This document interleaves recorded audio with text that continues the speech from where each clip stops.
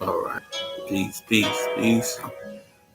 Shalom. Welcome to Movie Understandings, and I'm Brother Low. You know what I'm talking about?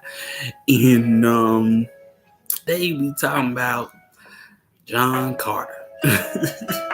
um, this this movie was the book was written by Edgar Rice Burroughs. You know, he also gave us Tarzan. You know what I'm talking about, and it's an interesting read. But before we, get into the movie, let's just talk about the planet Mars. My name is Precious. um, peace is the builder. Okay. Um, whew, so Mars, right? Well, we know that's the fourth planet from the sun. It's right behind us. Us on Earth, you know what I'm talking about? It has two moons. And its day is a little over 24 hours. You know what I'm talking about?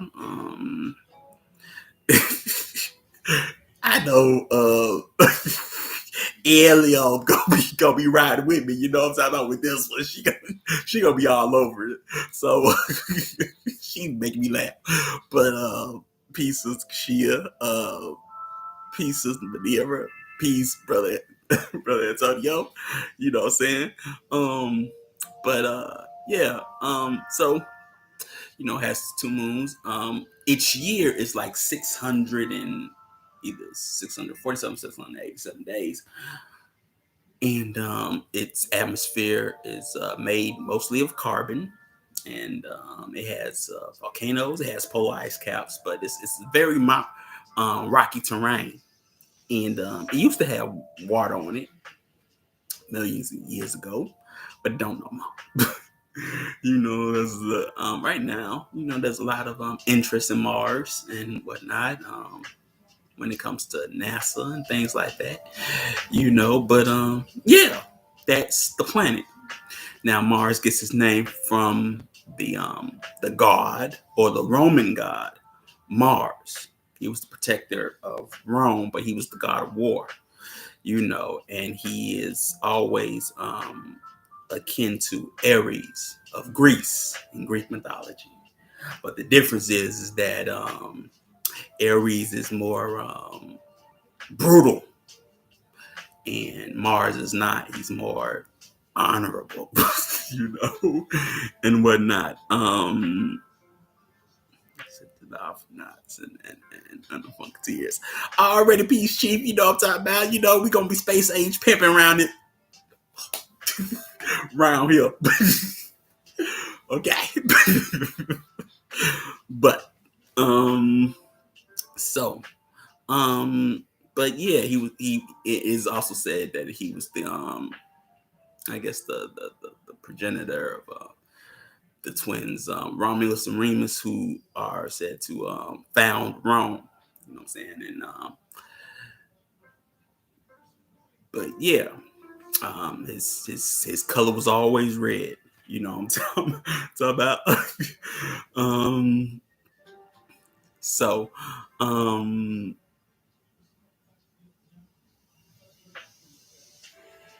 let me see.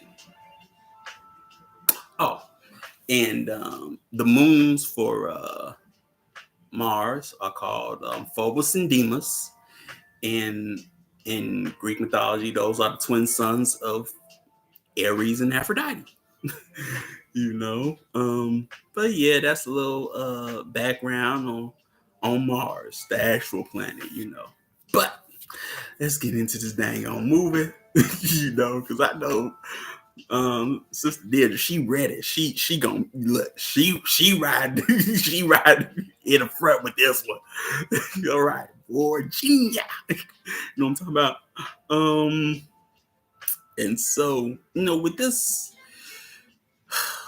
movie, you know, I liked it when it first came out. But now Now that I done read the book, you know, um, I'm gonna tell you right now, the the movie ain't the book, and it don't have a, oh boy, it doesn't resemble the book at all. It don't resemble the book at all. But it's a cool little movie, you know what I'm talking about? But yeah, we get into John Carter, right? And so, at the start of the movie, we see, Zapdon of Zodanga, which is one of the we will just say city states of Mars, aka Barsoom. You know what I'm talking about? And he's having a aerial battle with the other city state called Helium. When you think of helium, think of the element. It's just spelled different. But peace, Sister Sham. You know, and so as he's doing that, he's about to die, but he's saved by what is called a Thurn, and his name is Mata Shine. But you don't get to that till later. You know what I'm talking about? But he saves his life and gives him a weapon. You know what I'm saying? And so after that, we see, we are in, New York City, 1881, and we see um, John Carter sending a telegram to his nephew Ned, or Edgar Rice Burroughs, the actual author. You know what I'm saying? And to come see him in New York. You know what I'm talking about? And we see John Carter is presumed dead. Like I said, this is not like the book. Okay, so let me tell you something. The setting ain't even in New York City. It's not. Okay. When Carter is presumed dead, he's not in New York. He's in Virginia. Um, and he's in Virginia, and he's basically they find him outside his cottage. He's near Richmond, Virginia. You know what I'm saying? So that's where the actual setting for his death is, right? But supposed death.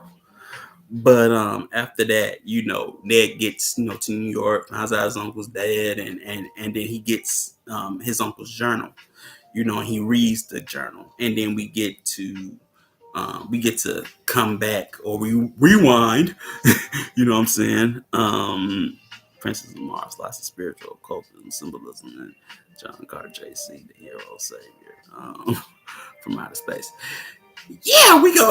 Well, I didn't see him as the Christos chief. You know what I'm talking about? But I saw him as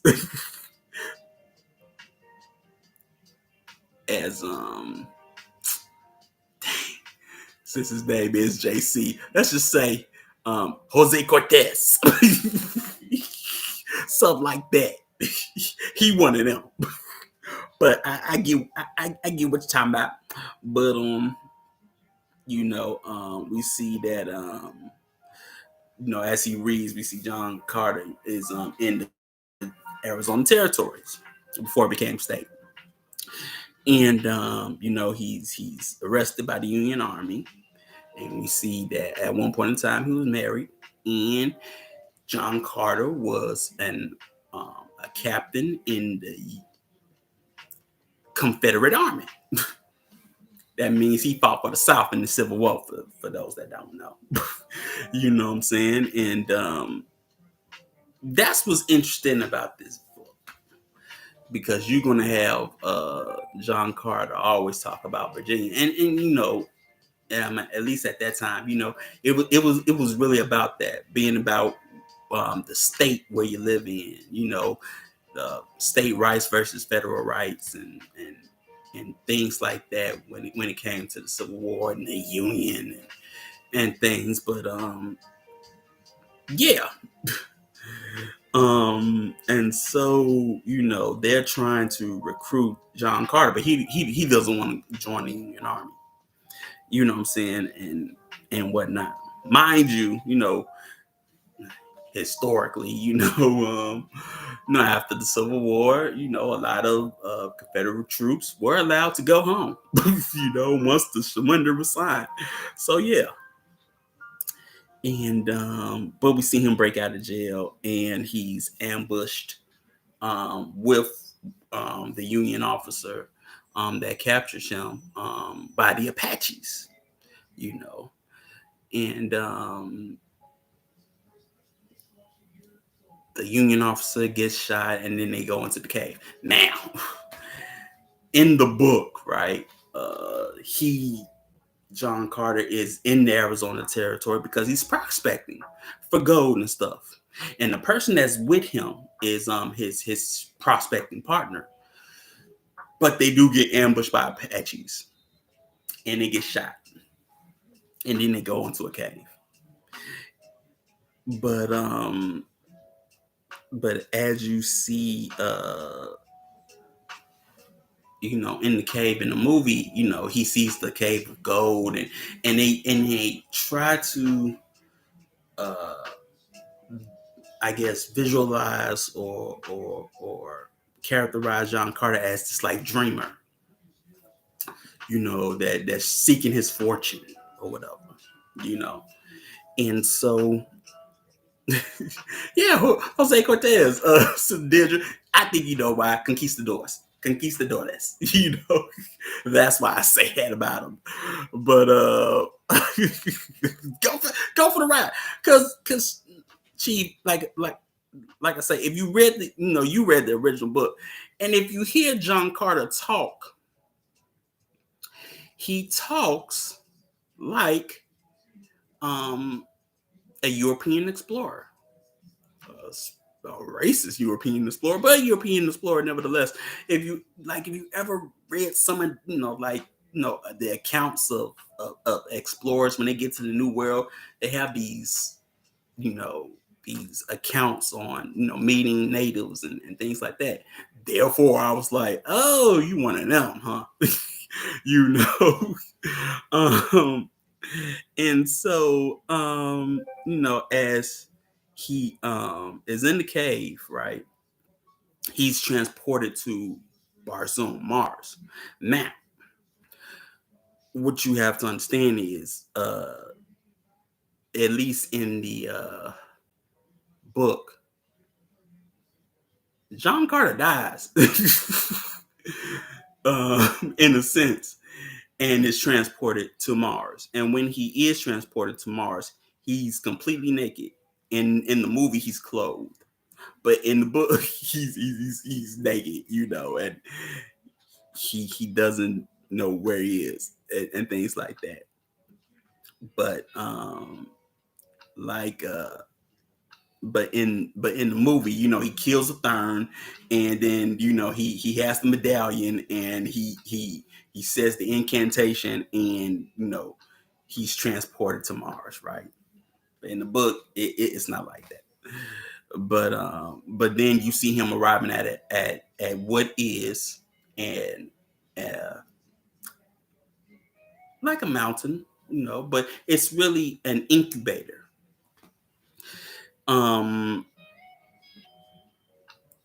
That's housed eggs of what you will see in a few minutes in the movie are Tharks, right?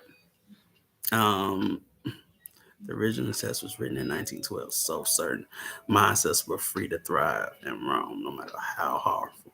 Exactly. See, that's why I say, and not just that, Chief, just by what he does, You know what I'm saying?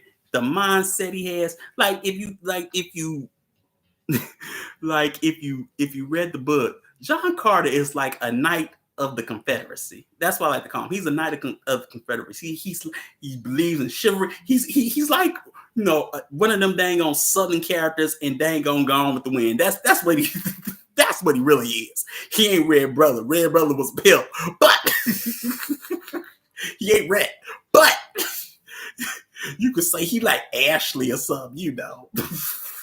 He one of them, you know, believing in Southern honor and all that stuff and all the lost cause. Remember, he's a failed soldier, you know, Confederate soldier. He's a failed soldier. That's the stereotype in this, in the book and in the movie. So you already get that. Yes, he's a Confederate soldier in the film as well. Sister Deirdre. So yeah, you're not wrong. But like I say, he's one of them. But at this incubator, you have to understand that for Tharks, but not only Tharks, but for red men as well, that live on Mars, that's how they reproduce. They lay eggs. Even the human women on there, the red women, they lay eggs, and they house these eggs in what is called incubators because of the simple fact that they basically get the heat from the sun to basically um, grow the egg. You know, we all been had science class and had them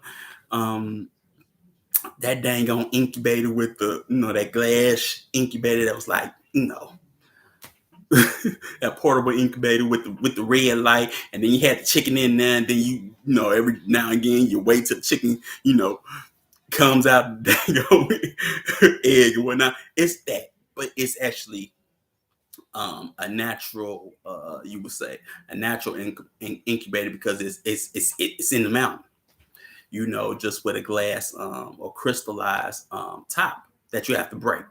So that's where he's at, and as he's there, the eggs are starting to hatch. Now, mind you, um, at first when they bring these eggs to incubators, they're very small.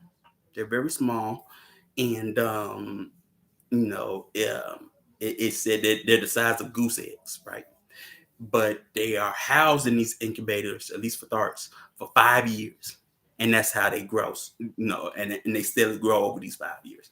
And right now they're hatching, and so as they're hatching, you know, you see the darts are coming to collect the eggs, or not the eggs, but the little darks.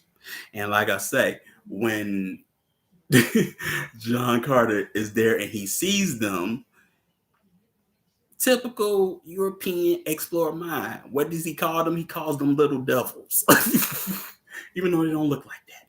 But they're little devils in his mind. You know, he says things to treat them, I guess, as they are. You call them savages so you can do savage things to them. It's that retrospect, if you ask. But also, you know, you will also see what Chief is talking about as him being the savior of Mars, because he's that too. You know, he's that too. But as that happens, there we meet, you know, Tars Tarkus. And oh man, they butcher his character. But he sees, you know, the jumping ability of John Carter, and then he like goes over to befriend him and show him how he jumps. Now, mind you, okay, in order to understand how John Carter jumps and all that, you have to understand that his bone density on Mars is a lot lighter than the Martian bone density, you know. Therefore, he's able to jump, you know, very far, you know. And so he understands this, you know, the Martian bone structure is very more heavier, you know, where his is more dense because he's an earthling. So that's how he's able to jump. Also, what John Carter do that they don't show you in the movie, he's telepathic. He can read minds. He can read minds, but nobody can read his mind. You know, they gave him Superman qualities. Yeah, but he can't fly. He can't fly. He does have strength, and he can jump very far, but um hey, he's not more powerful than a locomotive and faster than a speeding bullet, okay? you know. And he's not about truth, justice, and the American way. Mind you, he's all about Virginia, Virginia. But you know, as Tars is trying to placate to him and whatnot, um, he tries to get away and tries to use um, Tars' sword and against them, but he gets shot by one of the Tharks. He gets shot in the buttocks, and then they carry him off. And then you see Tars and Tahadjus, talk about what we do with the other eggs. And then they say, kill them because they're not fit to be Tharks or whatever. Mind you, this is the thing. Um, that's true as in the books, but the thing around it is that all the eggs are planted at the same time. So, um, in dark culture, yeah, if an egg does not hatch at the same time as everybody else, they kill them. they do dispose of them, because anything can get them from great white apes to anything. So yes, that does happen. But also what you don't see, but you get in the books is that not only are the dark men going to the incubators, but also the dark women are going to the incubators, and you don't realize that they don't tell you is that the dark women are also warriors as well, in their culture. So yeah. And Deja Doris is a scientist. And she's about to present her invention to the Jedak of helium. Mind you that the Jedak is the king, but you have minor chiefs called Jets, also, right? But she's a princess of Mars, princess of helium. um and whatnot. And she's trying to present an invention that can harness the ninth ray to the Jedak of helium, you know, which is Tartarus Moors. Okay. um, Mind you, actually in the book, Tartarus Moors is not her father, but her grandfather. And not only that, the Martians know about the ninth ray. What the ninth ray is basically it's the ray, strong ray of the sun that comes down to Mars, and because of that, the Martians are able to harness flight, you know, because of the ninth ray. So they already know about the ninth ray. It's not a secret that the Therns have, but they already know how to harness it, and they use it for flight. you know, so they already knew about it because that's how they fly. So when you see like a version of solar panels on a ship, that's basically them harnessing the ninth ray. You know, um, but she shows up this machine and it's working, but a third messes with it, and then it sort of is destroyed. And so Tartarus Moors, you know, is saying that you have to marry, the Jedak of Zendanga, which is Sapthon. And she doesn't want to do it. And she's like, there must be another way. And this. And he's like, there is no other way. All of this is sort of semantics. I would say it's basically showing the incompetence of Tartarus Moors and whatnot. And Deja Dora being a strong female lead, which in the book she ain't. and it actually gives us something to do. Her being a scientist, yeah, which she sort of is, but I mean, hey, but yeah, and so we go from there, and then we go back to Taurus Tarkus introducing Carter to the Tharks, and his name is Virginia. Virginia, and he says sock, sock, jump and whatnot. Um, and basically, John Carter does not jump, what I'm saying, and whatever. Um, now in the book, when he's introduced basically to the I guess I would say the high chief or the high jid of the of the tribe of Tharks there, and it ain't Tars Tarkus. He's actually the right hand man. Man, I forget his name, but it's not him. I'm gonna say it starts with an L, but he shows John Carter to the high chief, and it and like in the movie, um, John Carter does not jump. Actually, he's like, I'm not jumping. I want to eat. He's telling them to eat, and whatnot. But this is also what we see as the babies, the baby Thars are put into the city. We see the women, running around trying to get one, and then we are introduced to Sola. You know what I'm saying? And Sola is a female Thark, and she is ostracized by Tharks. You know what I'm saying? But she in the movie, Tars is like, because she wants a baby as well, and you know he tells the another Thark called female Thark called Sarkoja, which Sarkoja is Tars Tarkus's consort or woman, and she gives him John Carter, but in the book she actually gets a baby Dark, that is her charge, along with John Carter, right?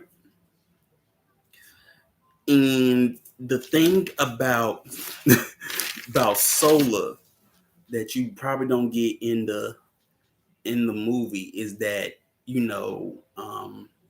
John Carter really takes advantage of her, because he observed that the Thark women are, they're warlike, they are they make the clothes, they make the bullets for the guns of the Tharks, and weapons. They ain't scared to put in that work. They can shoot, they can fight, they can do a lot, they can do maintenance. You know what I'm talking about? But he realized, that they're I guess you could say hard, hard earth, and well, hard, well, not hard earth, but in the sense that they're hardened, from approach, whereas Sola is soft, and he sees this, so he wants to go with her, basically, like I said, basically taking advantage of her, and you know, they show, him taking the voice, basically the voice of Barzone, but actually he actually learns the language, and he learns it through Soul. Sola teaches him the language, but we see him trying to escape, and then we introduce the Woola, which is basically an equivalent to a dog on Mars, and he's very fast, and he follows John Carter all around, till they get to basically the party where all the Tharks are, right? But even then, when John Carter meets Woola in the book, he sees that he can domesticate Woola. And even then, when he does that, even he refers to Woola as his slave, and him as the master. You see what I'm saying? You know, yeah, Woola was cool, but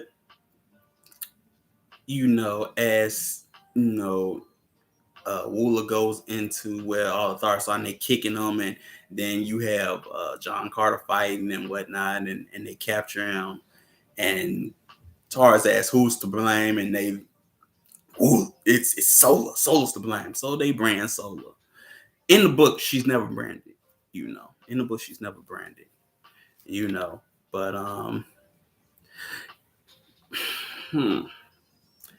By her being ostracized and whatnot, and she was talking about, you know, John Carter being the savior of the Jesus Christ figure. You can say that Sola, by her ostracization and believing in John Carter and whatnot, she is the Mary Magdalene of Mars. if it, if you want to go there, you can say that. It ain't Deja Thor. It's her. you know because she's always treated bad, and she's especially treated and abused by Sarkoja, which that's been her whole life. She's always been abused by Sarkoja, and then we see Zodanga and Helium having an airship battle above the Dark City, and that's where we find out that Deja Doris has ran away, and she stowed away on a helium ship, and you got the Darks watching and betting, making them look like noble savages or whatever. You're gonna see that, but as this is happening, Sapthan is on that ship, on the Zodanga ship, and the air battle, Helium is losing, and they get boarded, and they're looking for the princess, and she's almost about to fall off, but John Carter catches her and whatnot, and Sapthan is about to kill him, but Mata Shang is like, no, we must see this play out, whatever. But and basically the ship that had I guess the helium crew and the Zodangans as interlocked, so the Tharks are shooting at the ships. You know what I'm saying? Now in the books, uh actually what happens is that uh Deja Thors is on a scientific or scouting vessel, you know, same ship that had no weapons, but the Zordangas was after it. And so the Tharks are already shooting at them and bringing both ships down. And they're looting it for plunder. And who did they find? Deja Thors. And so they take her because they think, oh, we can ransom her off to the Jedak of Helium. that's that's really what happens. But you don't get that. You see, the Tharks looting the ship and whatnot, and you have Tars Tarkas pronouncing Carter as Dotar Sojak, my right arms. Instantly he's the right arms, right? But actually, in the book, Carter gets that name, Dotar Sojak, is because he killed two Thark chieftains, and those were their names, Dotar and Sojak. So they put them together, and he's called Dotar Sojak. And so basically, he's a chief of the Tharks, among the Tharks, but he's not a Thark. There lies the conundrum. But they give him all the accompaniments of a chief. All the women that were in those households among those chiefs now belong to John Carter. It's like It's like Chronicles of Riddick. You keep what you kill. So, hey, he got himself uh,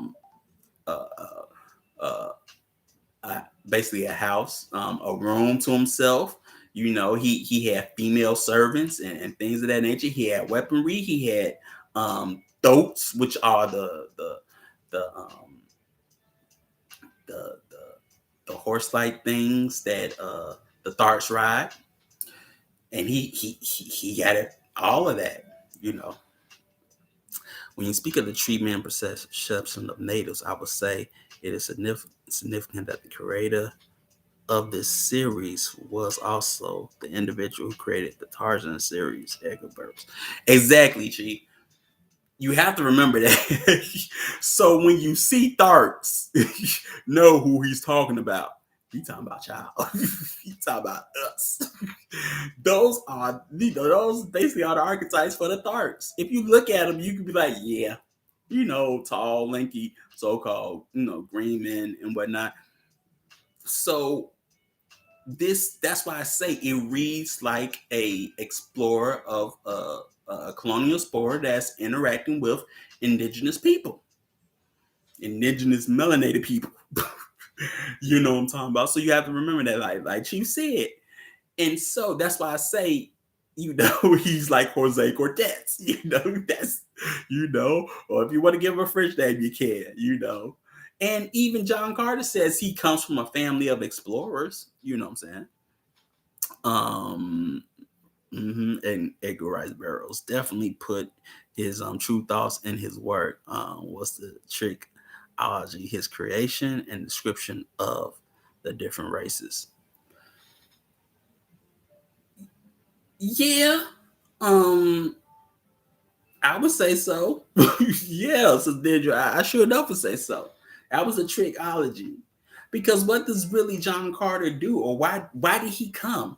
He really tries to civilize the Tharks in a sense. You know what I'm saying? With his own belief, with his own cultural system that comes into cultural conflict with the Tharks and their culture. You know what I'm saying? It's like this. Mars is a brutal place. It's a desolate, dying place. And so you have to be tough, and whatnot. And everybody is like that. Even the red men are like that on Mars. They're very warlike and they're tough. But here you have John Carter, who's experiencing while he's among the Tharks, he's experiencing culture shock and he can't believe, they're just so warlike and savagery. They have no compassion. They don't even have no love. They don't have no love. You know, they don't they don't know nothing about this. They don't have friendship. All of this stuff is basically used to get what he wants. Compassion and all those things. You know, you have to look at it like, at least that's how I looked at it. Like he was using all those things. Because think about it, Sola had compassion. That's one thing he noticed about her. He has compassion, so he gravitates towards her. Because if he gravitated towards the other Thark women, they're brutal, they're rough, they're hard. They don't care about him. They care about Tharks or whatever. But Sola's different. She has compassion. She's soft. You know, right. The same concept in Gulliver's Travel. Gulliver was also a character in the book. Yeah. Yep. They had the Therns before John Carter came to the planet. Yeah. So after that, you see Deja Doris and John Carter talking, and they're talking about basically explaining Earth and Mars and where he is, because he don't know where he is, and he's like this he well, the character in the movie, he tries to act like the lone cool rebel, that you see in sometimes movies. You see it in westerns. You do see it in westerns, like this lone gunman that's so like samurai-ish, but it's done real bad in this one. Whereas in the books, John Carter is basically, honorably, snoozing with Deja Thor's, calling her my lady and my princess and what, like I say, Knight of the Confederacy, right? But they're talking about where he is and things of that nature because she's a scientist and she looks him over and you see her notice the way he can, because she wants to know, how can he jump like that, because she wants to use him as a weapon for healing. And then she's like, maybe it's the bone structure, in observing him and whatnot and things of that nature. um but as they're talking, they go to the forbidden place, or basically the holy of holies for Tharts, in their temple, and even start. Solo says it's forbidden, you can't go there, but he goes there and they're reading glyphs. Now, mind you, in the book, when Deja and Carter are talking, he's explaining um, that he's from Earth to her. You have to understand that the red men of Mars already know about Earth. And they know that it's inhabited. And Deja knows it's inhabited. And she's like, you're not, you can't be from Earth. You wear the clothes of a dark chief. The people from Earth, they wear clothes and they wear these funny looking things on their heads that we don't understand. We get pictures of them, and they're wildlife. They already know about Earth and the humans that inhabit it, and they like, you don't wear those things. You can't be from Earth, but he is. But she does say, that you're pale for a red man, so you have to understand that also. In Martian antiquity, on on Mars. It was inhabited by humans, in a sense, and there were actually pale or white people on Mars. There were black people on Mars. There were um, cinnamon red like um, Asian like people on Mars. And what happened was they mixed together, but the pale Martians died out. Pale Martians died out. So what was left was the cinnamon red men of Mars. That's why they call them red men. JC looks like a thorn. The white Martians. Exactly. But like the thirds ain't introduced till, book 2 and Holy Red, Princess Mars. But yeah. And the city that the Tharts are at was an old Martian city for the humans of Mars, but because they died out and the ecology got worse and worse, the cities became ruins. So that tells you something right there as well. Also, like and this is also how like in the book, when John Carter actually goes to Zodanga, what he sees is that the people of Zodanga, even Saptan, they look like, as he say, the American Indians where he's from. That's what they look like. So they look like Geronimo. They look like Sitting Bull. They look like, Crazy Horse and Tecumseh and Powhatan and whatnot. They look like them, you know. But and so, after that conversation or whatever, and then on top of that, Carter is really in love with Deja Doris at first sight when he sees her, because he like says, I've never felt this way before. I've never been this way with women. He's not formerly a widower in the book. He's, but he's like, I've experienced love. It's funny. Like if you read it, the romance in this, you just be like, yuck. You be like a little kid, like, yuck. But remember, it was written in 1912. So there's a lot of talking, a lot of long-winded talking in the book. So yeah. So they blended with the black and yellow marshes to create the red marsh. Exactly. Spot on, Sister Deirdre. You already know, right? And so after that, we in the movie we see Sarkoja, captures them, and Sola doesn't have a mark left. So the last offense that she made will kill her. And Tars is mad about that. And he's basically calling, John Carter self. It's like, I told you she didn't have a room for Mark. And yet you do this. And then he's like, that's your daughter.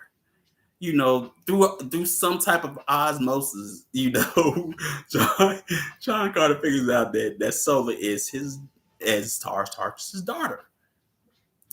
And he's like, how do you know? Because in Dark culture, it's all about, like I said, there is no mother, there's no father, there's only the horde. You know what I'm saying? You're raised by a surrogate, and they teach you how, the language and things of that nature, and how to live like a Tharp.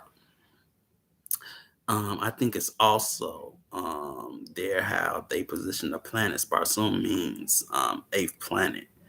Their direction of counting sets a totally different frame of mind. Yeah, I will also say that, Chief. Totally different frame of mind. But mind you, they're on Mars. It's a warlike planet. The name says it all. It's a warlike planet. It's a battlefield. As far as the eye can see. You know what I'm talking about. And you have that, but really in the book, Tarkus don't even know who his daughter is. Or if he had one. Who knows? Sola knows. And how does Sola know? Later on in the book, Sola tells John Carter of her mother and her father, because her mother set Sola, or incubated Sola, in a different pace than other Tharps. And so she was raised by her mother secretively, right? So, she knows story about her father and mother, how they, met, while they were on the mountains, and they just started talking to each other. And they kept on talking to each other. Then, after a series of talks, they fell in love with each other, and, do what grown folks do, and they produced a child. The thing is that the father does not know. And he goes off on a northern campaign expedition. I thought it was also something of that bar's on backwards could mean blackguard. Mm-hmm. But the frame of mind in that, they count their position, not just in reference to the sun, but all planets and their satellites. That alone changes the whole construct of planetary religions. I agree with you, Chief. I feel you on that one. For sure. So, as I was saying, Sarkoja is a devious person in the book. But somehow Sarkoja finds out, because Solo's mother belongs to basically the house of Tahajis. Mind you, in the book, Tahajis is not some lowly warrior trying to be chief. or king of all or Jeddak all the Tharks. In the books, he's already that. Tahadjus is already that. He is the Jeddak of all the Tharks, pretty much. And but she belongs to that house, and she's seen a warrior outside. But that does not mean that that's Tahadjus' woman. That just means that she belongs to the house, his house or whatever. And Sarkoja finds this out, and she snitches. And Solo's mother is hunted, and she hides Solo among the newborns that are just coming in the city gates, but she also runs to warriors coming back from campaign because she thinks that the guy that she's in love with, that's basically his squad, you could say, but it's not. And she gets captured and she gets tortured to death. But when Tars Tarkas comes back, Tahad just brags about it, and he laughs and he laughs and he laughs, and he makes a bunch of jokes about it, and that makes Tars mad. He's just mad. And so, as Sola say, her father became, very brutal and cruel, and to his enemies, and he killed anybody, and he became so good a warrior. He became, a great chief, but he's waiting for, revenge against Tahadjus, but if you ever, if something happens to me, she tells John Carter, something happens to me, you tell, basically, Tars Tarkas, that my father is him. You know what I'm saying? And the person that betrayed him is Sarkoja, because her mother tells her that. And Sola never forgot it. But yeah, you know what I'm talking about? So he never knew. He didn't know till almost the end of the book. Really. And so, but that's why I always like Tars Tarkas, because he was like this warrior that just became, the real OP, because he was gonna get his revenge. He, I'm gonna get good at this because I'm gonna mess him up. I'm gonna get this power. I'm gonna get, I'm gonna be a chief and everything, and then I'm gonna mess him up. So Tars Tarkas is way cooler in the books. He's way cooler in the books. You know what I'm saying? But okay, I mixed that R. Wow. you good, Sister Deirdre, you know what I'm talking about? And so, you see that, and they escape, and then you see with Tars Tarkas' help in the movie, and Deja confesses, as they're riding along, that she's leading them the wrong way. She's taking them to helium because and whatnot. But it doesn't matter, because they finally get to the river Is, you know what I'm saying, and they it's a holy place for Tharks, and you see Sola, she's praying, says, may the goddess find me worthy, and the goddess is Issus. In the books, there is no deity that they pray to or anything like that. There's no really religiosity in the book, at least in the first book, But you see them go off, and then they get to this like hollowed out tree, which is basically the gate. And they use the medallion that John Carter has, and that transported him. And then they realize it's basically a gateway to get from Barzoom to Jassoon, which is Earth, and all you need to do is basically say the incantation. But Deja leaves that part out. But she's like, I need maps, I need this to study. She already knows what that stuff says. She already knows. She just don't want him to leave. It's like everybody using each other in this movie, but yeah. And you see that, but then you see them being ambushed by a dark tribe called the Warhoon, right? And they're sent by the Thurn Minashang. And then you see, John Carter fighting the Rahone, and then you see the basically the, I guess you say, the flagship of Helium helping him out, giving him assistance. Actually, in the book, in that scene, the Warhoon actually do come, and he basically gets off the throat and tell Deja and Sola to go to the waterway, because they're actually trying to get to Helium in the book.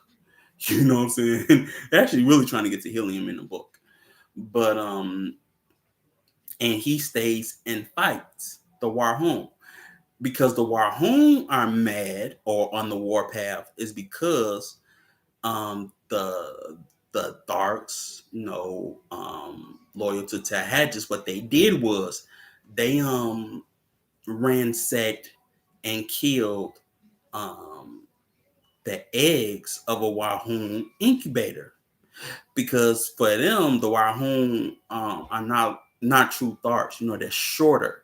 You know what I'm saying? And you could say shorter and lighter in a sense. And so they ransacked that incubator, basically based off their culture. But that's why they were on the warpath. And yes, John Carter kills a few of them, but he gets captured. He gets captured anyway. He gets captured anyway by the Warhoon. But here, he's saved by Helium. And then this is where we see, Southdown, he's on the ship, and they just like, no, he blew me out the sky. He was funny. And you see, him basically saying, Princess, I give you my life. Basically, you know, kissing up to her or whatever, and Tardos Morse is there, and it's like, give him a chance, and whatnot. So they get on the ship, they go back to Helium, but John Carter is under guard, and then we see the commander, Kantos Khan, is saying, take me hostage. You know what I'm saying? And they he takes him hostage, and then they, go off on the tower, and John Carter jumps with Kate Kantos Khan, and they go to where Deja is. She's in her wedding gown and whatnot, and it's all voluptuous and sit and wrapped around her, and she's like, I'm told, this was the Zodangan Queen's wedding dress. Okay. In the book, Zathan is a prince, just like Deja Dora is his father is the Jedi. His war is that actually Zodanga had Helium practically almost surrounded. You know what I'm saying? And it was only a matter of time before the war was over. But that's how it really is. Zodanga is not a moving vessel. It's actually a city. That's what I say. It's a city state. It doesn't move in a sense. And Kantos Khan is not a commander or a general of Helium. Actually, he's, I would say, a spy or an agent for Helium. And he's looking for Deja Thoris. And he gets captured by who? The Warhoon. And that's how he meets John Carter. And then they... Okay. And they plot escape and whatnot. But after that, we see, Carter and Deja have this moment, and you see Carter is taken by the Mata Shang, the third, and he's basically telling him the plans on what they're trying to do. You know what I'm saying? And how they're going to kill, Deja Thoris because she knows the secret of the ninth ray. You know what I'm saying? And, but Carter, but this thing about the third, Mata Shang, he knows where, Carter's from. He says, "Oh, you got Southern accent." You said, "Sir, where you from? Carolina?" Virginia is Virginia, isn't it? How you know? you know. Oh, I've never been there, but no, I will. you know. Um, but Carter escapes with the help of Woola, and he goes back to the Tharks, and he sees that, well, he gets imprisoned, and then who he sees in prison is Tarkus. You know what I'm saying? And as he is imprisoned, he has to fight in the arena with Tarkus, and also Solo's there. And they got to fight the Great White Apes. The Great White Apes. You know what I'm saying? And that's what they do. They fight them, and they win, but then you see, Sola killing Sarkoja in the movie. You know what I'm saying? She throws her down there, because she blurts out that, Tarkus is her father or whatever, you know. And so that happens, and but in the book that doesn't happen because I guess it's universal around of the culture, no matter whether you're red man or Thark, you don't kill women on Mars. You don't kill women on Mars. That's that. Even the Tharks don't kill women. You don't kill women on Mars. You just don't. You know.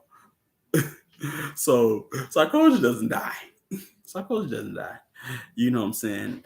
Actually, when John Carter goes back to the Tharks and he tells Tarkus on who his daughter is, and which is Sola, and it was Sarkozy that betrayed him. He goes and he goes to Sarkoja and tells her, because he doesn't say his name, but he says the warrior that of the woman you helped kill with Ty Hatches, he knows you did it. You know what I'm saying?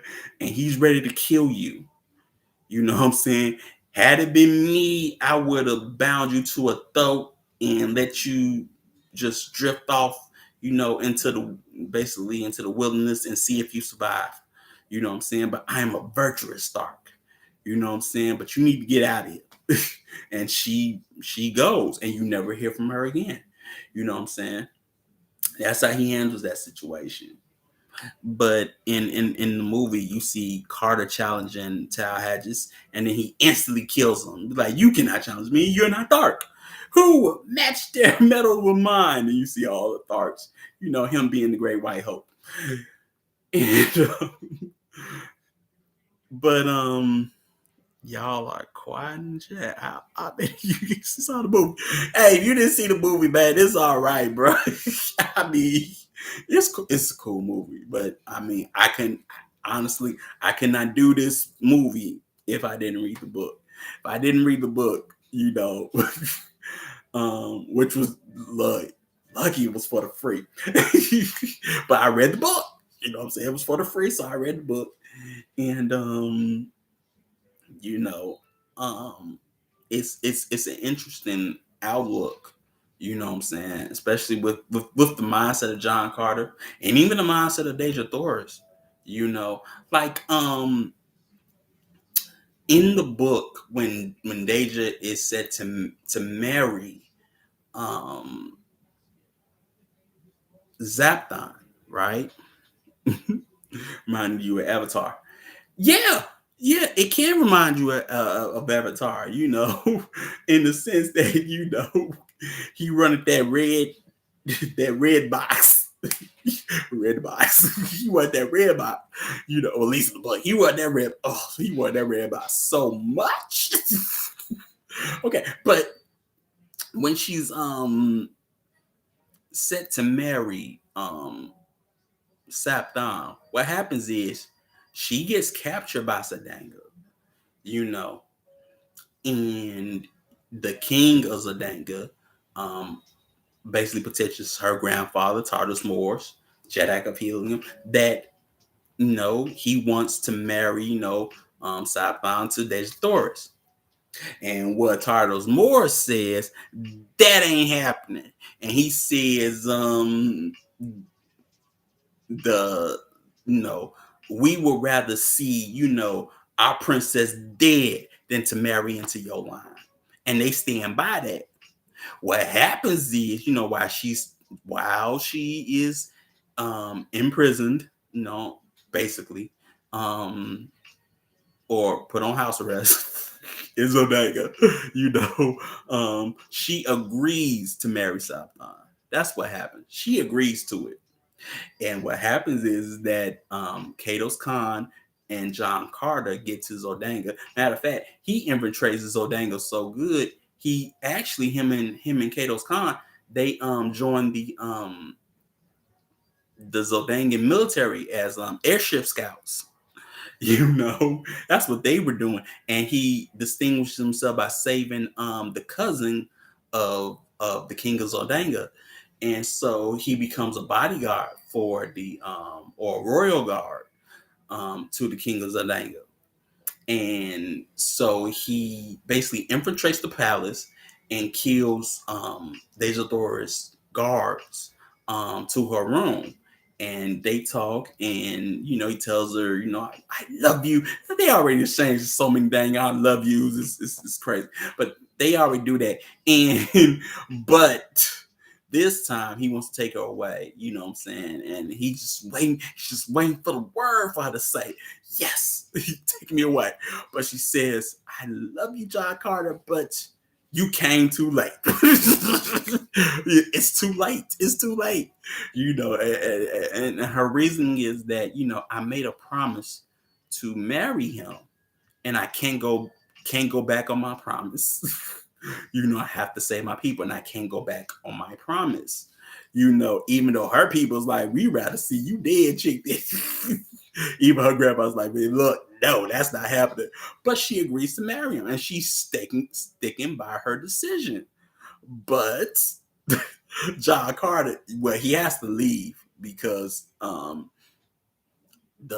royal guards are, the alarm is raised, and everybody is looking for him. And not only that, they know telepathically through the death of the guards that John Carter killed, that it was somebody that just recently infiltrated, and they didn't know who. They know that telepathically, or at least the I won't say call him a priest, but one of the Zodangan ministers who is a telepath, he knew, through the memories, or the last memories from death, that it was somebody that was new from the Royal Guard, and he was like, hey, cousin, what about that guy you brought, that John Carter? We don't even, they was like, even his name is not Zodangan. It's funny. Who is John Carter? Who names somebody like that? He's like, find him, and that guy he hangs around. That's what really happens. That part made me think of duty and how communal marriage is not individualistic decisions at all. Well, Sam, you can say that, but you can also say that was an individual decision as well, because of the, well, in the movie, yeah, that was about community. In the book, the community spoke. We ain't having that. The community said no. the community said, no, we do not want to be part of that bloodline. But in the book, it was about for her it was about the people and the community and saving the people. But yeah, yeah, in the movie, yeah. But after that, you see Tahadjus, and basically by killing Tahadjus, in dark culture, basically, um John Carter is the Jedak of the Darks. Now, in the book, that's not how it goes down. What happens is John Carter is like a kingmaker in this sense, where he goes among the chieftains of the Tharks and Tahadjus and basically says, you know, um, I have no confidence. I'm a chieftain too, and I have no confidence in the leadership of Tahadjus, but I have confidence in basically the leader that we all respect and admire, Tars Tarkus. Because one thing about John Carter, which he has a knight or chivalric code, is that he wants to save um Tahadjus for Tars Tarkus. That's why he votes for him, and all the chieftains says the same thing. They vote for Tars Tarkus for them to have a battle of leadership, and that's what happens. And who comes out on top? Tars Tarkus. He is the Jedek of all the Tharks. And because he's such a charismatic leader and a great warrior, he proposes, okay, when, like in the movie, when the Tharks invade, uh, you know, uh, first Zordanga. They first go to Zordanga and realize Sapphire and Dejador is not there. They're in Helium. So they go to Helium, and then you have the Tharks saying Darks do not fly, but they fly anyway, and they sort of got Tars looking all soft, but he got his daughter and whatnot, and she's like, like, father, go, But in the book, Tars Tarkus is like, I've been talking with John Carter, and he proposes that we invade Zodanga. You know what I'm saying? And we loot that place. You know what I'm saying? We take Dejadora and give her back to Helium. And the main thing was about the money. Well, think about the loot we get from this. That's why they really go. They thinking about, how much loot, how much money we gonna get from this. And because of that, Tars Tarkus raises an army of 150,000 Tharks. And it's just, and even from smaller minor clans, it was amazing. That's why he's so cool. That's why he's cool, bro. What I'm saying? He's cool in the book. Like, if they really had somebody to execute Targus, right? That's why he was my favorite character in the book. Because I already know who they were talking about. You know what I'm talking about. But he raises an army of 150,000. You know what I'm saying? And they invade Zordanga. You know what I'm saying? They siege it. But here, you have them ambushing and the wedding and things of that nature. And basically, Mata Shane gets away. Plot, because he got plot armor, but then you see Carter proposing to Deja Thoris, you know what I'm saying? He called himself a Virginia cavalryman. He don't even talk like a country. He don't even talk like a Southern gentleman of the Confederacy. It seems like he's begging, like, with a princess of Mars, marry, a Virginia cavalryman. It's like, what is? But when you know, but the real John Carter in the book, he he got up here, but like in the movie, they he proposes, she said yes. Also, like in the book, when when John Carter proposes, in a sense, he waits to propose to her. She already knows he wants to marry her, but he waits because actually Deja Doris already pretty much belonged to John Carter because he fought for her once among the Tharks. But among that culture, you have to fight for a woman and then ask her to marry him because she didn't ask her to marry him him at that moment. You know what I'm saying? Even when he says that, I've already won you, it was an insult to her. And she's mad with him.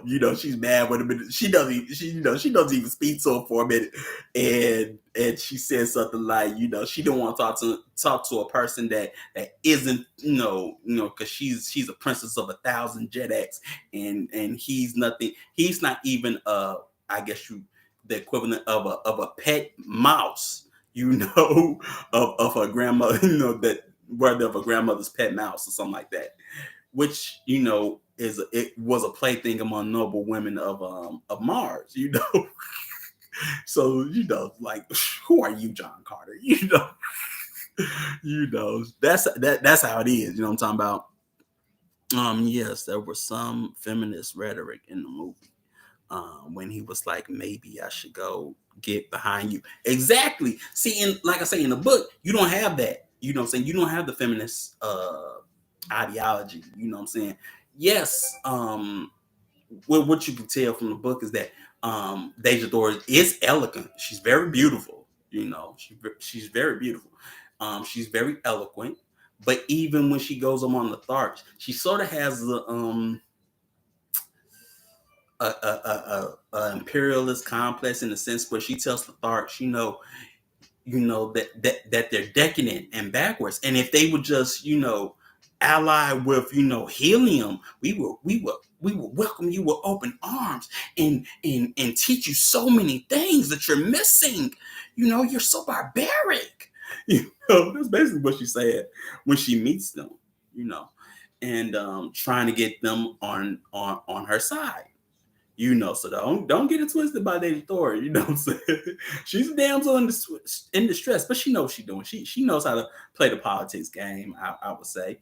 But also, like her being insulted because she was royalty and he said that he won her. Like, what you say? Basically, by trying to make her into a common, I guess you say, common concubine. We just say that, a common concubine, where she's a princess. She ain't taking that. She ain't taking that. But you see, she has pride in being royalty. But and it's Tartar's Moors, that finds out all the deeds of John Carter, and he says, yes, you can marry her. And her father says, yes, you can marry her, because her father is also a warrior. You know what I'm saying? A great warrior amongst helium. You know what I'm saying? And but in the movie, you don't get that. You really don't get that. And but you see, Carter throw away the medallion, and you see Mata Shane transport him back to Earth after he didn't had his, as they say, the first night, first night of husband and wife, had that first night, got that red box, and he had to take stroll, with Woola and whatnot, and he got transferred back to Earth.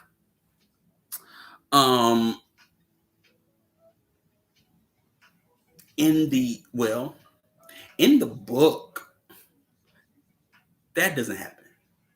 That doesn't happen. Matter of fact, what happens is that Carter, he marries Azathorus, and they have an egg. They don't have a baby yet, but they have an egg, and it's incubated. It's incubated, and actually, Carter stays on Mars for 10 years. He stays on Mars for 10 years, and he's basically on the council. He he gets the Tharks to ally with the Red Men, you know what I'm saying, and they're on the council and whatnot. And what happens is um, the atmospheric pump that basically provides air for all of Mars stops. And so because of that, um, the well, the Martians everywhere are going to die because there's no air, you know. And so the basically Tartarus Moors and them, they have reserved to spend their last moments as a family. And so he's with, Deja Thoris and their egg and Tartarus Moor with all the royal family. But then at the same time, he was like, there's gotta be a way to save them. There's gotta be a way to save them. And so he thinks and he thinks, and then pumping station. Well, at one point in time, before when he escapes from the war home, he's taken to the pumping station. They don't show you that in the movie, and he's met with, I guess you could say, a Therm, because that Therm was going to kill him. But because John Cost is telepathic, he knows basically the code, or the code to open the doors to the pumping station. And so that's what he's like, I got it. And he tells Tartarus Morris that, give me your fastest airship, your fastest scouter. And he goes to the pumping station, and you have, these men, they just doors done passed out, and he has to fly real low just to get oxygen, because if he flies too high, he's gonna die from asphyxiation. You know what I'm saying? So he flies low and gets to the pumping station, and he already sees that there's basically excavators slash red men who are trying to get in, open the door to operate the pumping station. You know, yeah, there was some feminist. Yeah, okay. There's more detail. There's always more detail. In my Arlene, always more detail. But also, I would tell you this: when you read old books, there's more detail, but there's also more character development and character growth, um, um, and a more I would say flushed out story when you read old books. Like she said, this came out in 1912. You know what I'm saying? This came out in 1912. What would happen? This is almost before, this what's gonna happen after that, World War I. But hold on. 1914. Okay. But yeah, but it very flushed out. And you see that in the book. You see the motives of everybody, of each character. Basically, old writers in those days, basically you say they took their time and they had patience, with their characters and the story. They didn't rush anything. You know what I'm saying? And okay, I thought the end to the movie was cool with the inclusion of his nephew, and him going back, hearing about the book, and then a whole new perspective. The movie is definitely not the book. Patience with content. There's no rushing those books. Exactly, Shan. Yeah, will Antonio. Is like I said, but it's like this. He gets there, and they're starved for air. The guys that's already there trying to open the door, and they can't open the door. So he goes to one and says, if I open this door, can you get to I'll say the control panel and start it? You know what I'm saying? He says, I can try. So he opens the door, and there's more than one door he has to open, but he telepathically opens the door because he knows the sequence. He telepathically opens the door, and the guy goes through. But it's the thing. John Carter doesn't know whether he made it or not because he instantly passes out and dies. he instantly dies there, and that's when he gets transported back to Earth. But in the book, I mean, in the movie, he's transported back to Earth through Mata Shine. And then you see him in, with his clothes and whatnot, and then you see the dead body of the Union officer, or and then you see John Carter looking for anything on Earth about um Therms, and looking for medallions to get back. And while he's doing that, the Therms are watching him because they already are on Earth anyway, being agents of observation and and I wouldn't say espionage, but agents of observation. And but you see that, and then you see they're following him, and then you see Ned going to the mausoleum because he reads Carter's notes. And as he opens the mausoleum, which is his own name, that is the key. You know what I'm saying? And you see a Thurn about to kill Ned, but Carter kills him instead. He was waiting, and he was lying in wait like a hunter all along. But then he gets the medallion from the the um, the the Thurn, and that's when he tells Ned to see you later, and I'm going home. And then that's when you see him transport himself back to Barzum with the incantation. Then you see Deja Thoris and whatnot, and that. But in the book, what happens is that he dies and is transported back, and he back to the Arizona territory. You know what I'm saying? And the thing is that even John Carter says that he died 3 times. He died 3 times. You could say this is why he's the Christ figure, because he does save Barzum. You know what I'm saying? But he dies 3 times. One on Earth, one on Mars, and then um, another time in his Virginia college. That's 3 times. In the movie, it looks like he dies twice, one on Earth and one on Barzum, metaphorically. But in his own words, he tells it, I died 3 times in the book. You know what I'm saying?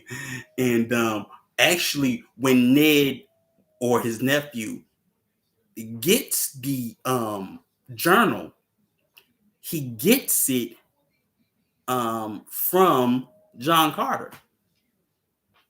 He gets it from John Carter, because his nephew never believed that he was dead, and his uncle always talked about Barzum and Deja Thoris, and not knowing if he had a son or not, and things of that nature. And even as his nephew depicts him as the guy who my daddy's grandfather, he sat upon his knee. You know what I'm saying? I already tells you that he was old, but but he never aged no more than 30. Every time I seen him, he never was like an old man or anything like that.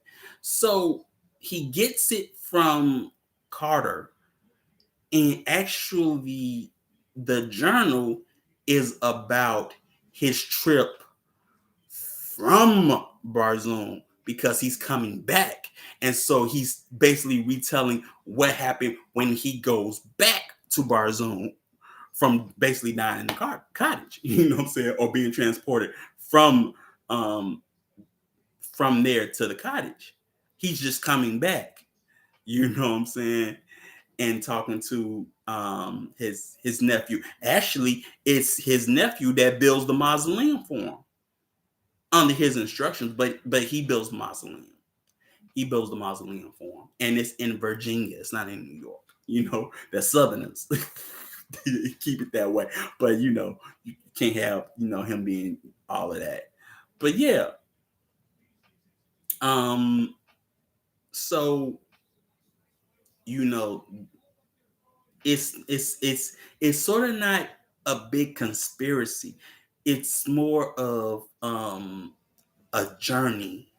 You know what I'm saying? It's more of his journey, and he retells his journey. It's not more of a third conspiracy, at least not in the first place. It's more of an explorative journey on Mars. You know what I'm saying? And on this hard, desolate place, he finds love for the first time in his life, you know, and he comes back, you know what I'm saying?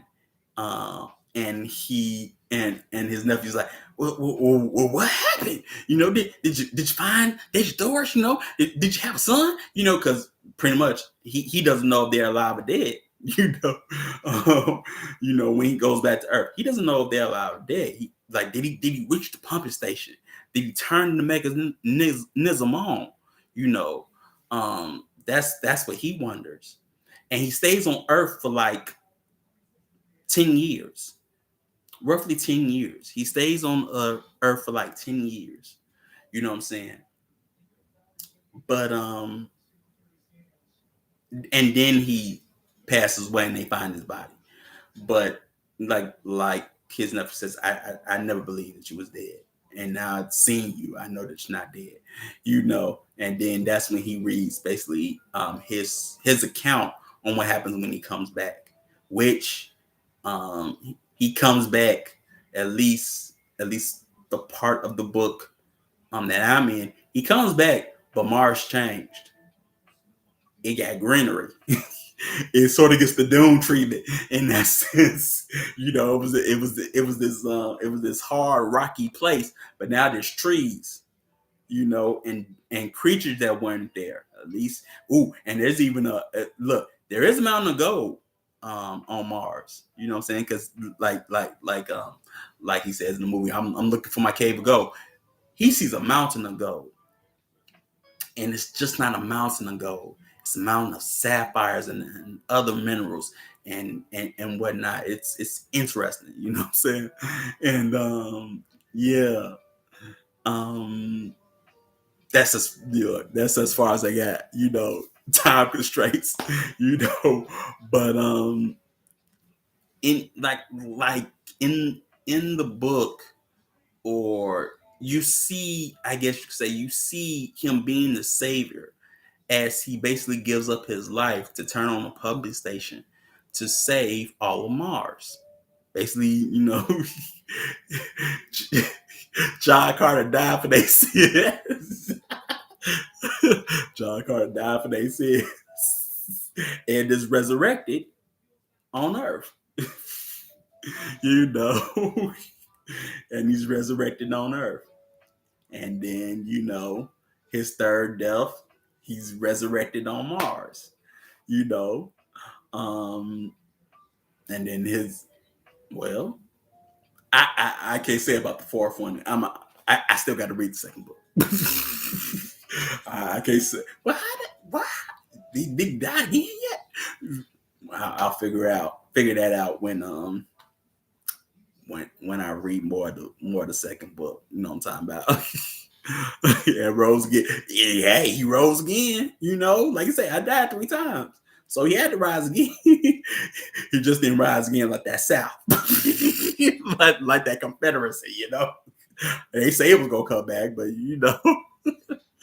but but yeah, man. I mean, but I think you sort, like I say, you see the mindset of at least the author, or how he saw indigenous people, you know what I'm saying, in his work Tarzan, in his work Princess of Mars, you know what I'm saying. Whereas we're the savages, and our cultures are very brutal, but it's them that provide civilization and these feelings, only to be used to your detriment in a sense, or for you, only to be used how they want to use them as they will for their own purposes. You know what I'm saying? Like when John Carter, basically introduces, friendship to Tar's targets. In hindsight, it's basically him using them, what I'm saying, to get his way, to save his Princess of Mars. That's really what it was about.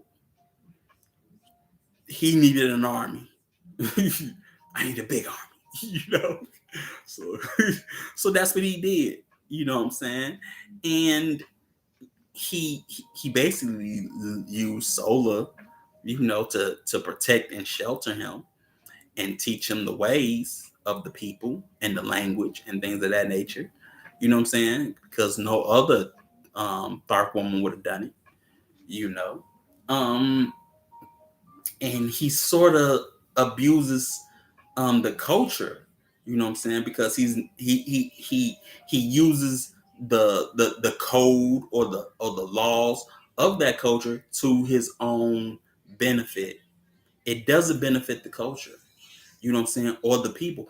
All the laws that he abused doesn't help the Tharks.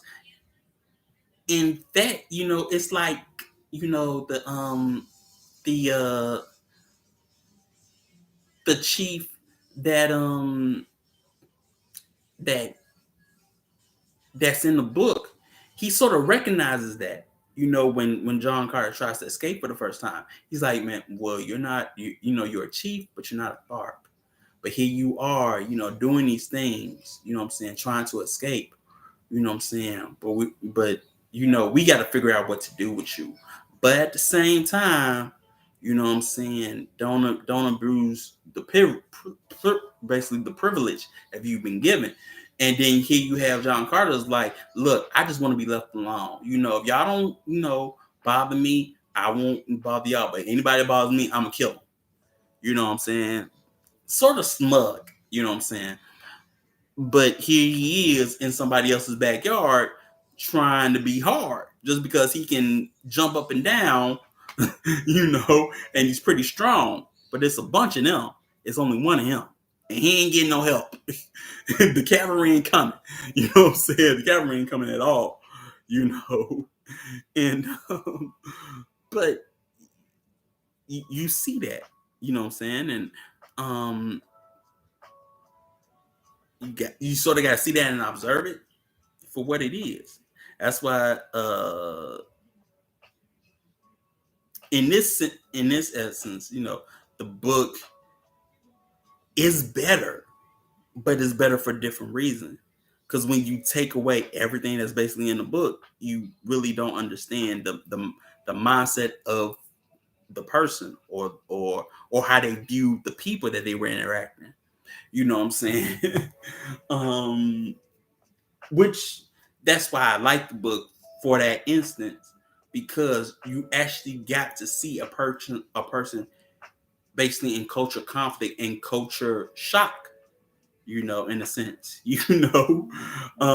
Like even John Carter introduces a sort of domestication among the the thoats that they ride, because he makes them more obedient, whereas the Tharts just basically uses harshness to get them to do whatever they want to do. But then Tars and them, they see this and like, how you get them to obey you like you do? You know what I'm saying? And he's like, well, I show compassion to them. You know what I'm saying? Like I say, he uses it to his advantage, just because those same thoats would actually help him to escape. The ones that he was nice to. Woola, who he showed compassion to, even though he, Woola, and was a pet and a slave to him. But I mean, he shows compassion to him, and Woola is obedient to him and helps him out to escape and protect him and whatnot. That's what Um, it shows you, man. I guess you say the soft virtues of compassion and softness and understanding can be used to your detriment um, by an invading or explorative force. So you have to be careful of that. Who you show that to? You know what I'm saying? Especially one that is not of that culture and is I won't say alien, but foreign to it, because you don't know what they got planned for you. You know what I'm saying? You just don't know. Um, and the Princess of Marshawn Carter is sent by the military.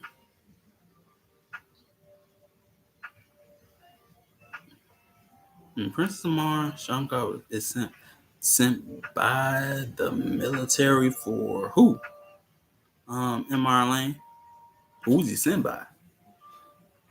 Also, when it comes to books, depending on the version you get, it can be different. Like I had two versions. One had his nephew recounting the tale, and the other one was John Carter recounting the tale. So it all depends. But that's the end of the book and the movie, right? um, but it was good. It was cool. You know what I'm talking about? It was cool. Um, I'm glad Sister Deirdre requested it. My name is Alien. Alien. Alien. you know. Put your feet up. Yeah. Try the lazy boy. That one. But yeah, man. Okay. Um. Well, next strong. We gonna do a collabo. Me and brother Antonio. You know what I'm saying? And we are doing an anime TV series called Gurren Lagann. It's on Netflix. Um, if you can't spell it, I'll type it. Just so you know what it is. Okay. Yeah, should be with two A's. Um, but yeah, that's what we're doing, and we gonna get into Simone and blasting through the heaven with my drill. You know what I'm saying? Um, and look, we gonna believe in believe in a commoner that believes in us. You know, and we gonna keep drilling. We gonna keep drilling. You know. Yes, Netflix. I mean, it's on a bunch of platforms, but I know because it's usually Netflix is the universal platform everybody got. It's on Netflix, but it's on a bunch of platforms. I see it everywhere, but it's on Netflix. Just in case if you don't like to read subtitles, it is in English. It's English dub. So you don't got to worry about that. You know, um, that was a different. Okay, that was a different version. Okay, Mason will enjoy that. Yeah. Emma Preston. Yeah, he would like it. He would like it, but it might be a little bit. I don't know. I don't know how kids feel about old anime because but it's a cool anime. It's cool. It's cool. It's really cool. I liked it. Oh my goodness, man, I liked it. I like Gurren Lagann. It's a good story. It's really good. But I had to take away me. Yes, Sam. I mean, sorry.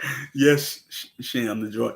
Yes, Dub does. This is why around these parts it's sub over everything.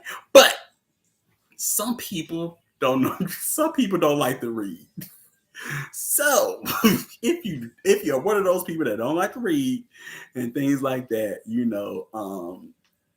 it's dub. It's old, so it's dub. But some people don't like to read. So you gotta provide them with an alternative. You know. So yeah, but if it's me, a sub over everything. But yeah, um, yeah, the dub is good. Dubbing is cool. You know. Yes, and yeah, I would say that too. Um, Emma Precious, review it before you see it, because I mean, it's not bad, but I mean, there is fan service in the sense, with Yoko. There is some, she wear Daisy Dukes and a bikini top, so you don't want him to know about that yet. I can understand why you don't want to watch it, but yeah, you know. Um, so, uh, but other than that, blood, blood and go a little bit, but mostly fighting. Robots and fighting. you know. Yeah, well, like I told you a long time ago, the beauty about anime, not everything's not just a cartoon. I got into anime because they were big people, they were grown up cartoons. That's why I can never. If he ever says I want to watch something like Ninja Scroll or Akira, you say no, or Ghost in the Shell. The live action movie is probably cool, but the anime, wait till you a teen or something, whatever you feel is, but or something like that, you know. But yeah, hey, you can't just look at it as just being a cartoon. Look, nothing's just a movie, nothing's just a cartoon, nothing's just a TV show. you know so don't just look at it as a cartoon. We saw what happens when we saw Transformers as just a cartoon, and then Chief was breaking it down, or the Smurfs. I'll never look at the Smurfs the same way I used to again. After he said that, I can't look at the Smurfs like I used to. It ain't just a cartoon. You know what I'm talking about? Um, yeah, anime isn't for all kids. um, yes, animated does not equal children. Tell them, I can tell them, it ain't just for kids. Look, some of the best anime I've always seen were for grown people. They were for grown people. Ninja Scroll for grown people. It's about ninjas and stuff, but it's for grown people. you know, Akira. I saw it as a kid, but I was, like I said, I was sneaking. You know what I'm saying? Spawn, animated version of Spawn. That was for grown folks. That was so for grown folks. It may have been a comic book, but it was graphic as our no. That was not for kids. That's why I had to sneak to watch that too. um, let's see. What's okay? A new age one. If your kid ever asks you to watch something like Redo of Healer or um uh, Goblin Slayer, Goblin Slayer, no, no. Oh, High School DxD, no, no. um, let's see. There's a bunch. There's a bunch, and then they have their own genre. I'll tell you this now, because you're a parent. Anything that has an etchy or sign-in tag, no, no. Anything with a harem tag, no, no. Save you some trouble. save you a whole bunch of trouble. So no. Um, hentai H no. H no. H no.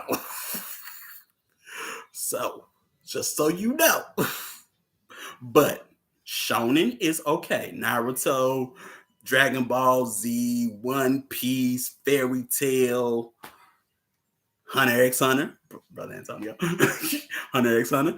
Those are all cool. um, I'm making the no list. Good, make the no list. Um, and if you need help, hey, you got a community of people that watch it, so they'll tell you what you should be looking out for. Just phone a friend, as they say. Just phone a friend, and you'll know. So yeah, just yeah, they got different sensibilities. I would say that's East in general, but them they take it to a whole nother level. They take it to a whole nother level. At least in their animated cartoons. Movies, but I thought it was all like Dragon Ball. No, Ever Precious. It ain't all like Dragon Ball Z or Dragon Ball GT. It's not. It's not. Um, it really isn't. It's not. No, everything is not Dragon Ball Z. It's Cowboy Bebop and Gundam Wing and and let's see what's a really bad one. Oh, Wicked City. It's he won't watch it, but Wicked City. Ooh, no. Demon City Shinjuku. No. And those are old. Those are way before my time. But yeah, they are way before my time. Nah. Yeah, something like that. Let's see. Yeah, Koreans are even more strange when it comes to movies. Well, brother Antonio, in a sense, it depends on what you watch. Because Korean movies are good. but it depends on what you watch. It really depends on what you watch. Like all the ones I like and whatnot, they're good, but I wouldn't have no kid watch them. you know. you know. Yeah, all the gangster flicks I like. All the Korean gangster flicks I like. The Korean period dramas. No. No. The Korean period movies. Nah, bro. Alita wasn't. But I'm learning. Oh man. It's a whole new world. Phone her friend for sure. Yeah, I mean, well, you gotta understand, Alita's older. You know what I'm saying? But I think that had an anime. I've never seen it though. But like for me, if it's if it's anything like Berserk, no. And I'm telling you that because I know that the anime movies are on Netflix. If you want to watch Berserk, no. I may be like, yeah, Berserk is good. Berserk is wonderful. But no, it ain't for kids. That's another one. That ain't for kids. Um, um, I like Korean horror films. Yeah, Korean horror films are good. Korean horror films are like Kingdom, the TV series Kingdom. That's good. That is really good. That's horror, But deals with zombies. But in the Joseon period in Korea, you know what I'm saying? That's what that deals with. But it's interesting because you sort of get political intrigue and whatnot. That's on Netflix. But yeah, but it's very interesting. They came out with a movie. I guess it's a prequel to that this year. I haven't watched it yet though. I'm still waiting on another season, But yeah, bruh, sister, Deidre, Last Train to Busan, man, and it got models, but AKA Don Lee in it. You know what I'm talking about? And he and see, I'm so used to saying the Korean now. I don't say Don Lee, but Don Lee, he plays some of the bad, like the coolest bad dudes, the muscle bound bad dudes. You know what I'm saying? And he's phenomenal. And what's the name that plays the lead? He plays in good TV dramas. He in good TV movies. Like a movie he plays in called Suspect, where he's like North Korean special forces, and he gets and he comes down like to South Korea as a spy, and he's looking for his daughter. That was cool, man.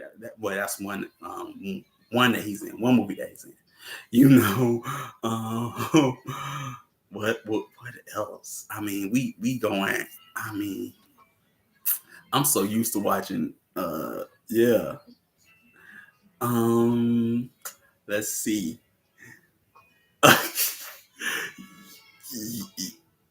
Yeah. Mm, okay. Um,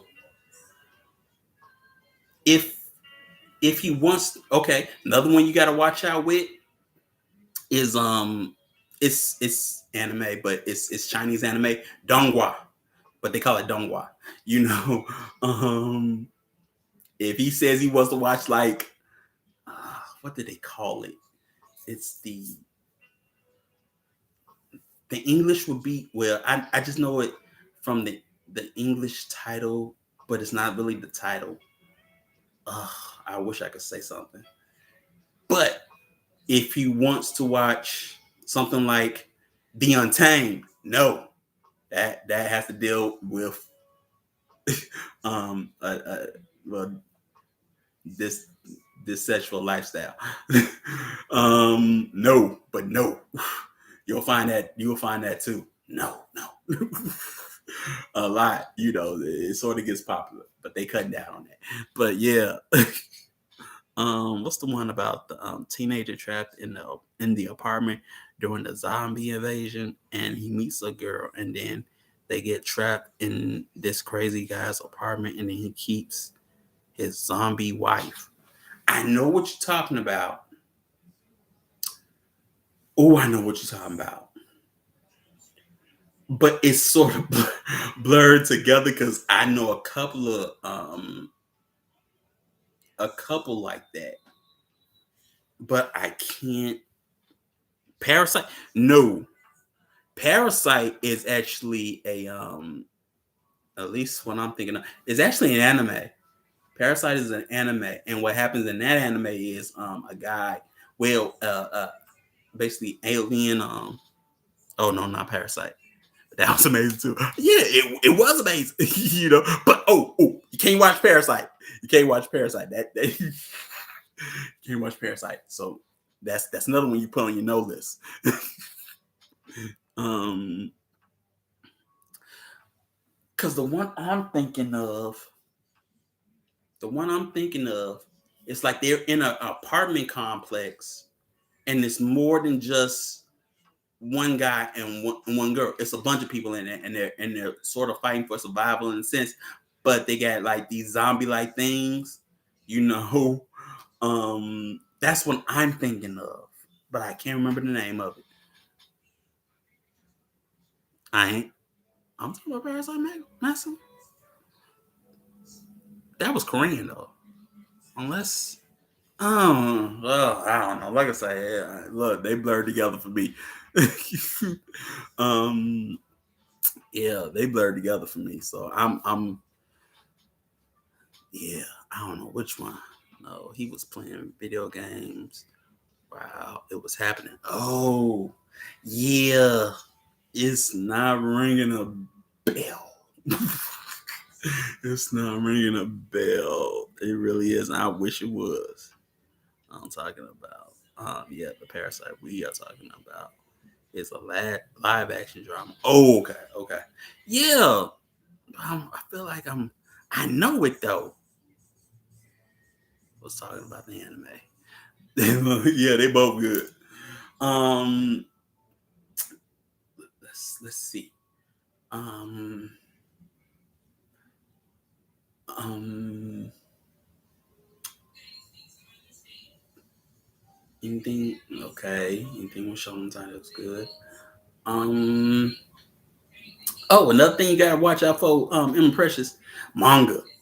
Because these shows are based off on manga.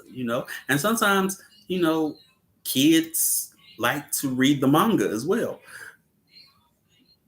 Not saying that it's all bad, but because you don't know, you might want to look out for that. Like my nephew likes to read manga. But me and him, we had that talk. You know what I'm saying? But he's a guy, a little bit older, so. But he was into Dragon Ball Z, yeah, and I was trying to put him on an anime called that me and brother Antonio know called Doctor Stone. Which basically deals with science and things like that. You know what I'm saying? But something like that. Um, yeah, Parasite Medicine was the anime, but the Korean one was live action. See, it's like okay, it's okay. One anime that's like this, you may want to have your kid watch it, or you may not. Attack on Titan. Now, I messes with Attack on Titan, but it's very bloody and whatnot, and I don't know what your sensibilities are, for your homestead, but alive. Okay, it's alive. Um, if I watched it, I have to see if I watched it because I think I have. It sounds like I have. Um, but I'm not too sure. I'm not too sure at all. Um, but yeah, Attack on Titan. um, Sword Art Online is cool. I mean, it got a little harem in it, but it's boring. But it's okay. Log Horizon is better, but I mean, hey. Um, see, Doctor Stone is really educational. See, don't be like me. I look for the gangster in anything, even in anime. You know, like Cowboy Bebop. That came out with a live action. I'm staying clear of it because they changed so much from the anime. But man, that right there, it's a masterpiece. But it's gangster. You know what I'm saying? Black Lagoon, no, but it's gangster to me. Black Lagoon is gangster, but no. um, um, See all the cool ones because everything's basically saturated in bubblegum. Um, there is a sequel to Train to Busan Peninsula, but I haven't had a chance to check it out. I'll look for it if I can find it. I'll watch it, but right now I'm not even on that. I'm really trying to watch um what's called Chin Empire Epic. That basically has to do with the first emperor of the Chin dynasty. You know, but they say I tried to watch it when it first came out, but it's broken off into 2 seasons. So I think it's like 70 a pop. So that takes time to watch. I don't got time for all that. We would have to do we still have to do a tag. ATLA. What's ATLA? After good. What's ATLA? Because all I can see is Atla. what's a what's ATLA? Yeah, it's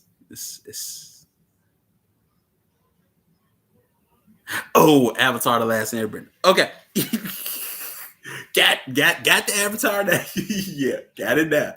Okay, Avatar: The Last Airbender. Yeah, well that's a four-man show. Well, four now. No, that's a four-person show. Let's just say that. You know, it could be. You know, four elements. So yeah, we still gotta do that. Wait for it. Yeah. So hey, hey, I'm still down for it. Been talking about, So yeah, we know you about that water. Now we need somebody to do earth. You know what? Who could? Nah, I don't want to volunteer them, but if they don't want to do it, I ain't gonna volunteer them if they don't want to do it. But I do have somebody in mind. They seem real down to earth. They seem like an earth tone. Yeah, they seem real earthy, I guess. Could be. But yeah, Earth is female, brother Antonio. You can't do it. Remember what you said? We do the male elements. The women do the female elements. Earth is female. You can't do it. You gotta do fire. You gotta do fire and air. And you said fire last time. You can't do earth. You need a woman to do earth. So somebody can have volunteer for that. So till we get that fourth, till we get that fourth one, you know, then we be solid. You know what I'm talking about? I'll do the metal beat. I'm not about to have. I'm about to talk smack with you. You just messing around. You know, call it all sirens for Earth. You know what I'm talking about? For sure. Um, yeah, you could. Okay. But if you do Metal Brother and Sony, you're gonna have to do Legend of Korra. And I didn't watch that one. You're gonna do Legend of Korra. Forgot about that. You're gonna do Legend of Korra. So yeah, I didn't do that one. Yeah, no. Shoot, mm,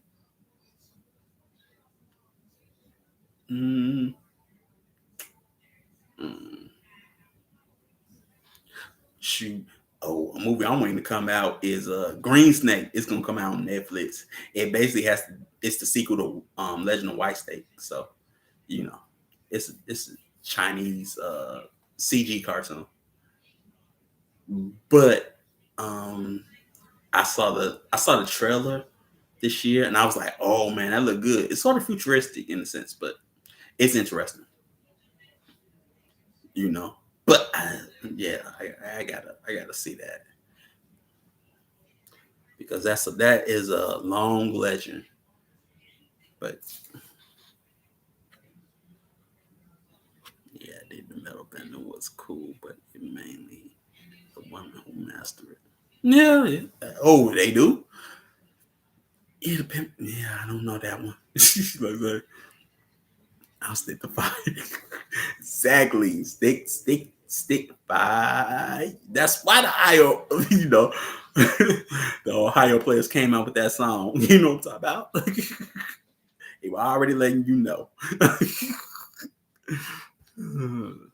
But yeah, I'm gonna check it out. Yeah, Legend of White Snake. But you gotta be careful because it's CG cartoon, but it's also um television series, and it can be more than one. More than one C drama.